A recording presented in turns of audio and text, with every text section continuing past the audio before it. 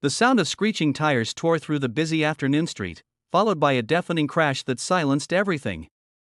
A young woman stood frozen on the sidewalk, her heart pounding as a silver sedan spun out of control, heading straight for her. In that split second, she felt a powerful force yank her backward, her body crashing into a stranger's chest just as the car slammed into the lamppost where she had been standing a heartbeat ago.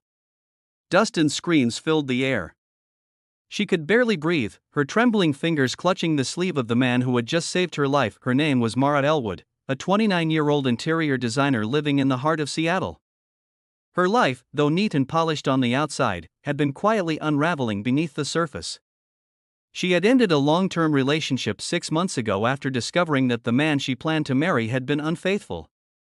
Since then, she had buried herself in work, designing apartments for clients she never met, watching sunsets from her office window, and telling herself that love was overrated. Her friends, however, thought otherwise. They insisted she needed to move on, to meet new people, laugh again, live again. That's how she found herself reluctantly agreeing to a blind date on that sunny Saturday afternoon. The plan was simple: meet her date, a finance executive named Ryan, at a small cafe downtown. She arrived early, wearing a pastel blue dress that fluttered in the light breeze, her hair tied neatly behind her ears. She waited, glancing at her watch, feeling awkward but hopeful. Maybe, she thought, this was the day she would finally start feeling like herself again. Ryan had texted that he was parking nearby, and she decided to wait outside the cafe for him. That's when everything changed. The car accident wasn't part of anyone's plan. 1 second, she was adjusting her purse strap, and the next, a silver sedan came careening toward her as if time itself had decided to stop.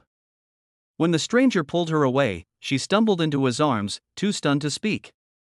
The chaos around them blurred, the shouts, the crowd forming, the ringing in her ears, but all she could see was his face. He looked to be in his early 30s, rugged yet gentle, with warm brown eyes and a short beard that framed a jawline lined with worry. "Are you okay?" he asked breathlessly, his voice low but steady. She nodded, unable to form words. Her knees trembled, and he guided her to sit on the bench nearby. His name was Evan Cole, and he wasn't supposed to be there either. He was a volunteer paramedic, off duty that day, just passing by after helping at a community first aid event. But fate had other plans. When the accident happened, he instinctively reacted, pulling her to safety before the car could reach her.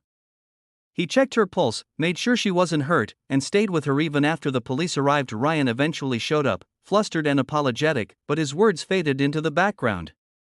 Mara couldn't stop looking at the man who had just risked himself to save her. There was something in his eyes, a quiet steadiness, a depth that made her feel strangely safe. She thanked him repeatedly, her voice trembling between shock and gratitude. Evan smiled softly and told her, "You're safe now. That's what matters." Then, with a polite nod, he left as quietly as he had arrived. Her blind date continued as planned, but something inside her had shifted. She found herself distracted, unable to focus on Ryan's stories about business meetings and golf trips. Her mind replayed the scene over and over, the moment of impact, his arms around her, the way he looked at her with genuine concern. By the end of the date, she knew one thing for sure: her heart wasn't where she thought it was. 4 days afterward, she couldn't stop thinking about Evan. It wasn't infatuation, it was something deeper, like her soul had recognized a light it had forgotten existed. She didn't even know how to find him. But fate wasn't done yet. A week later, while visiting a local hospital to consult on an interior design project for the new pediatric wing, Mara saw a familiar figure near the reception desk. Evan. He was wearing his paramedic uniform, his hair slightly damp from the drizzle outside, talking to a nurse with that same calm focus. Her heart skipped. She hesitated, debating whether to approach, but then he turned and recognized her instantly. "Mara, right," he said, smiling in surprise. Her laughter came out nervous. "I can't believe you remember me." "How could I forget?" he replied gently. "I'm glad to see you're okay."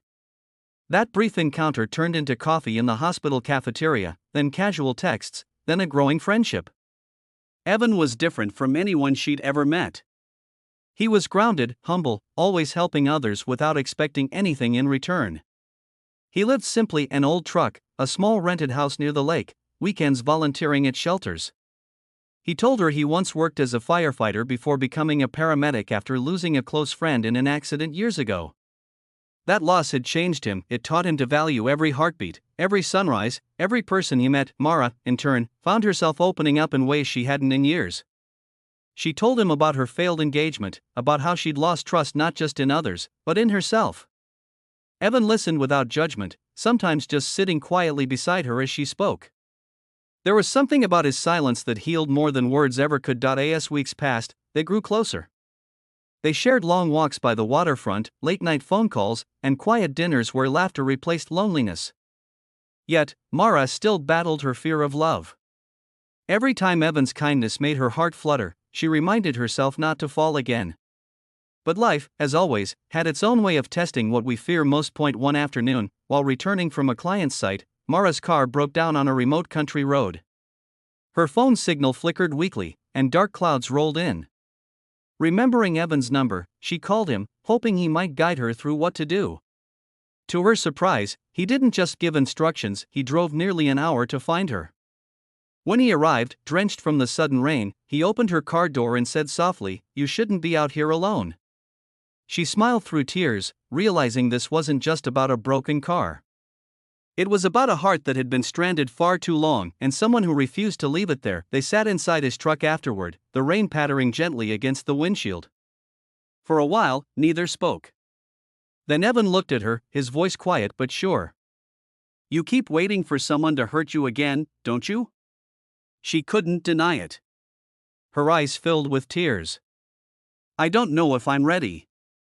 Evan reached over, brushing away a strand of wet hair from her face. "You don't have to be ready. You just have to be honest with yourself, with me. I don't want to replace your past, Mara. I just want to be someone who makes your present feel safe again." That was the moment her walls began to crumble. For the first time in a long time, she didn't run from her feelings. She let herself believe that maybe, just maybe, love could be gentle this time. Months went by, and their bond deepened. What started as a random act of rescue turned into something beautiful and real. They spent their weekends volunteering together, designing small projects for local charities, laughing at how their lives had intertwined by accident. Mara often thought back to that day on the sidewalk, the sound of screeching tires, the flash of metal, and realized how a moment that nearly took her life had given her something far more precious, a new beginning. But the true test came unexpectedly. One afternoon, Evan collapsed during his shift. Overwork, dehydration, exhaustion, they called it a mild cardiac event, but for Mara, it was a nightmare. Sitting by his hospital bed, holding his hand, she realized how much he truly meant to her. She whispered through tears, "You saved my life, Evan. Please don't make me live it without you." When he opened his eyes and smiled weakly, she felt something inside her finally heal. He murmured, "Guess it's your turn to save me now." After that day, nothing between them was left unsaid. Love, they realized, isn't always about grand gestures or perfect timing. Sometimes, it's about the quiet moments, the shared laughter, the second chances, the understanding that fate brings the right people into your life exactly when you need them most. On a bright spring morning, almost a year after their first meeting, Mara stood with Evan at the same cafe where everything had begun. They sat on that same bench, watching the world pass by. She took his hand and said, "I used to think love had to be planned, perfect, expected. But you were none of that. You were just real." He smiled, squeezing her hand gently. "And real is all I ever wanted to be." The camera would fade out there, capturing the sunlight filtering through the trees, the soft laughter between them, and the quiet peace of two souls who had found home in each other.